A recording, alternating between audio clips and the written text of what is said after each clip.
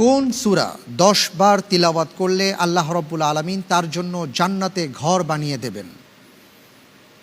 ক সূরা ফাতিহা, খ সূরা ইখলাস, গ সূরা ওয়াকিয়া, ঘ সূরা নাস এবং ফালাক।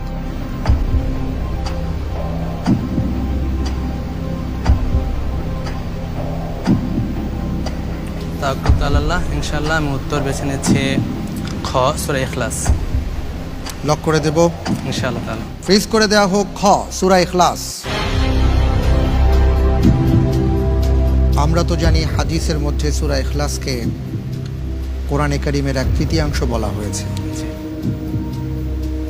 আপনি বলছেন যে এই সূরা 10 বার তিলাওয়াত করলে আল্লাহ তাআলা জান্নাতে ঘর বানিয়ে দেবেন, এমন বর্ণনা সূরা ইখলাসের সাথে আছে। আমি দেখতে পাচ্ছি আপনি যে উত্তরটি দিয়েছেন, আপনার উত্তরটি সঠিক উত্তর। আলহামদুলিল্লাহ। আলহামদুলিল্লাহ, মাশাআল্লাহ।